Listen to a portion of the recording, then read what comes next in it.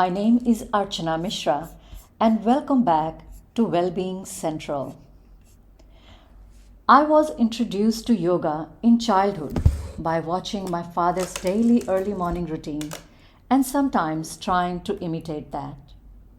At that time, I understood yoga as a combination of different postures and a few breathing techniques. For me, yoga was a tool to keep us flexible and young, and I thought I knew what yoga is. However, I didn't really understand it well until I started working on my PhD research. As I mentioned in episode 1, during my research, I came to understand well being as a system of 8 components: physical, psychological, economic, material, spiritual, social, cultural, and environmental. All 8 components should be in harmony for us to have a good life. Any over or under investment in one or more components would show up as symptom of ill-being. When I scanned my state of well-being based on this understanding, I found that some symptoms of underinvestment in spiritual well-being were showing up for me. Despite seemingly having everything, I was experiencing a lack of purpose and meaningless existence at that time. But I didn't know why. When I realized that my spiritual well being was lacking, I looked for some guidance and came across a yoga institute in India. I attended a workshop with them, and there began my real journey of yoga. I took up daily practice of asana or postures and pranayama or conscious breathing, as well as studies of various yoga texts. What has been unfolding for me since then can only be described as personal transformation. Since yoga is a vast topic, I'll cover it in a few episodes. In this episode, I'll share the origin and core ideas of yoga and then follow up with more insights in the next episodes. Yoga originated over 5,000 years ago in ancient India as a philosophical and spiritual practice. The term yoga first appeared in one of the oldest sacred texts called Rig Veda, and a number of yoga texts have been written since then. But the most comprehensive text so far is the Yoga Sutras of Patanjali. During the early centuries of the Common Era, sage Patanjali systematically compiled and organized the ancient teachings of yoga into 195 aphorisms, which are sentences using only a few words. Yoga philosophy is part of the 6 key philosophical schools originating in India, and the other 5 are Sankhya, Nyaya, Vaisheshika, Mimamsa, and Vedanta. So let's start with the basic. What is yoga? The word yoga comes from the Sanskrit language, and the root word is yuj, which means to connect. It could be understood as the connection between the practitioner and the rest of the universe, or the connection between body and mind through the medium of breath. Patanjali defines yoga as Chitta Vritti Nirodha, which literally translates into the regulation of the mind's movement. In other words, yoga is the ability to focus our attention on one object and hold that attention for a long time without distraction. With this ability, we can refine our mind and move from our current state to another higher one. So, yoga is then a movement that brings about change within us through changing the nature of our mind. Now, why is that important? Research shows that the average person thinks around 60,000 thoughts per day. Of these thousands of thoughts, 80% are negative, and 95% are exactly the same repetitive thoughts as the day before. And we make daily decisions about big and small matters with such a busy mind. As a result, we often lack a clear perception or correct understanding about us and the world around us. This results in avidya or incorrect knowledge. The goal of yoga is to reduce avidya and allow us to act correctly. Patanjali names 4 sources of incorrect knowledge.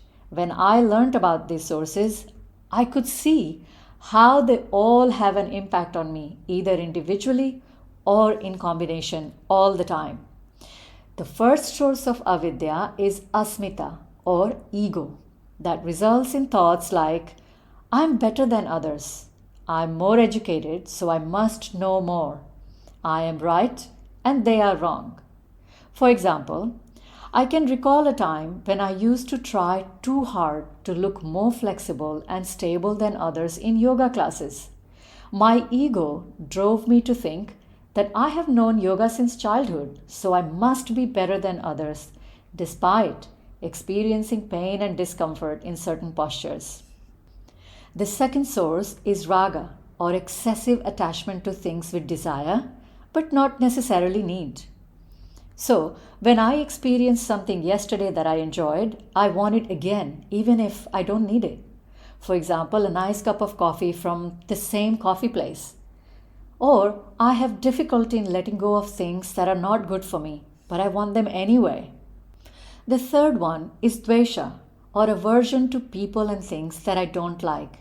It's almost the opposite of raga. So I reject people, things, or thoughts based simply on a bad previous experience. So I'm not seeing them as they are, but based on my memory.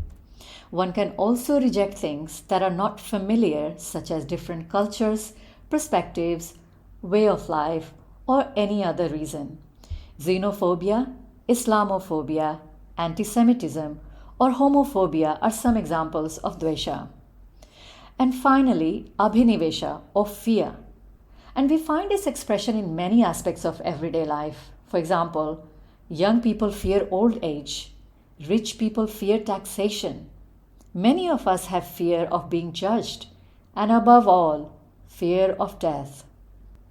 For example, I have a deep fear of being dependent on others in old age, so I constantly worry about getting sick or financially weak in later years.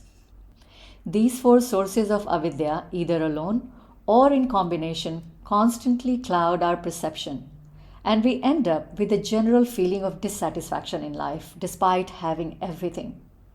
Yoga reduces the impact of avidya and allows us to make better decisions based on a clear perception of people and situation.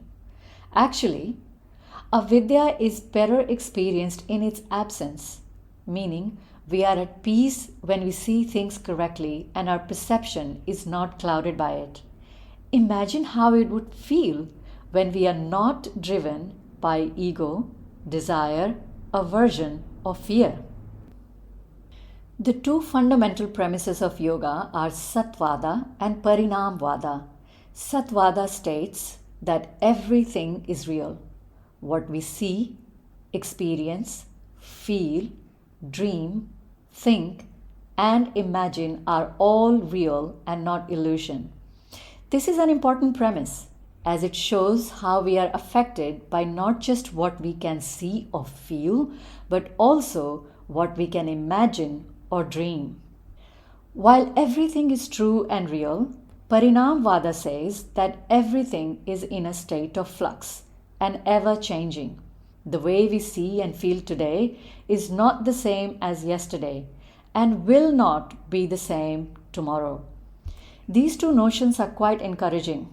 It tells me that while avidya is real, I do not need to be discouraged by its influence and I can change it because yoga offers the pathway for making that change.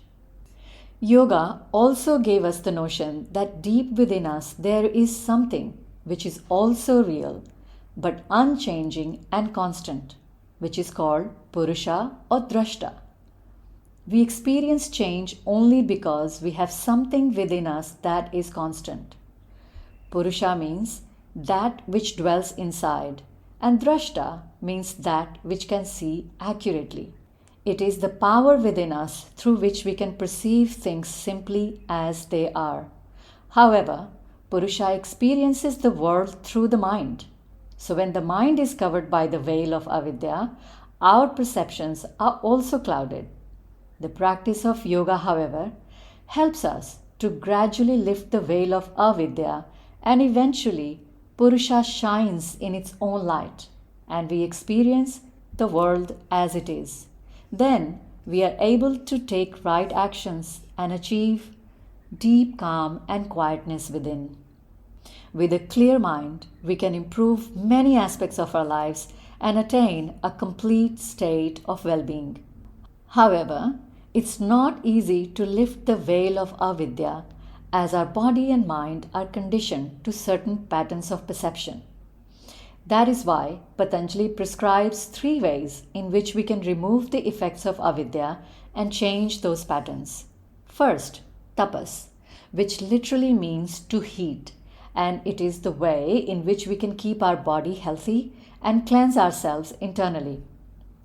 This can be achieved through the physical disciplines of asanas or postures and pranayama or conscious breathing exercises.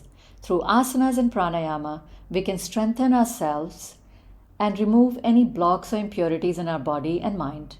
Such cleansing then affects our entire system, similar to how we purify gold by heating it. When I began a regular and rigorous asana and pranayama regime, I slowly experienced a better connection between my body and mind. However, it's not enough to just keep ourselves healthy. We should also have a good understanding of ourselves and the world around us. That is why we need to work through the second step, which is called swadhyaya or self-study or inquiry. We can investigate upon and understand ourselves through swadhyaya by asking questions such as, who am I? What is my purpose? What is my connection to the rest of the universe? This step is more challenging than the first one, as we have a clearer mirror for our body than our mind. For me, this step began while reading texts on well-being and vertical development for my PhD thesis. Then my interest began to deepen and I enrolled in yoga studies under a great teacher. Since then, I have been studying different philosophical and spiritual texts, engaging in discussions and inquiry with others, and now slowly becoming capable of self-inquiry.